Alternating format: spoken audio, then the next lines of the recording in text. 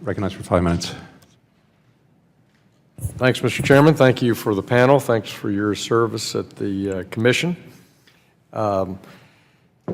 Flannery, I took a question you answered a few minutes ago about the DOL rule and your work and the chair's commitment to a fiduciary rule at the commission. You know, the SEC's got 80 years of experience in overseeing broker-dealers and investment managers and doing economic analysis on that, and you made the statement that it's really, really hard to get it right. And obviously this has been something that the commission was asked to study back in 2010 as a part of Dodd-Frank. And yet the Department of Labor has rushed into this rule, not rushed, that's not fair to the DOL because they've worked on it for 2 or 3 years.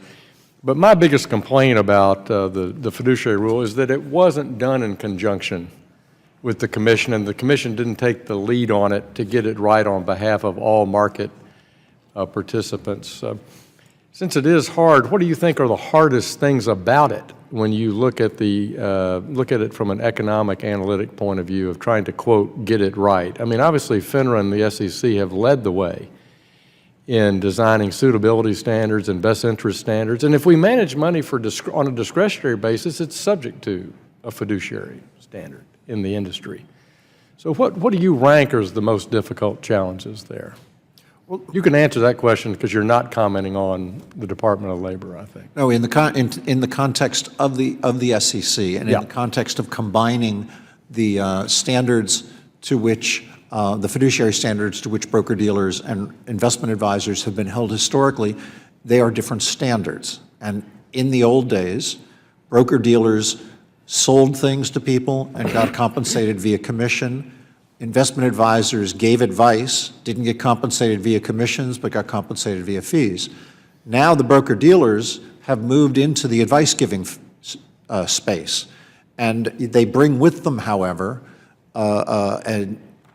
a compensation arrangement that was designed and that survived in a somewhat different environment. So one of the first questions that comes up here is, what does it mean to give financial advice? If I'm a broker, I've got to make sure that the security is suitable for my customer, but after the customer has bought the security, I don't have any further responsibility to monitor the customer's portfolio. Well, that's not true, is it? I mean, they've got an obligation to make sure that the financial disclosure and their situation is reviewed at least annually in most firms' policy manuals for net worth, earnings, suitability, changing circumstances, marriage, having children, having an estate plan. I mean, they do have a continuing obligation to their client, don't they, under all policies of FINRA and the SEC? I believe that the broker-dealer has an obligation that is transactions-oriented as opposed to life change. So if there's a life change and the customer comes back, there could be a different definition of suitability. But if there's a life change and the customer doesn't come back, there's no responsibility, as I understand it, for a broker to call up and say, hey, now that you're remarried, you ought to do something different. Well, we don't have to debate that here. I would very much disagree with that based on looking at firms' policies and procedures manuals for a couple of decades. But what else do you think is challenging about getting it right from the Commission's point of view?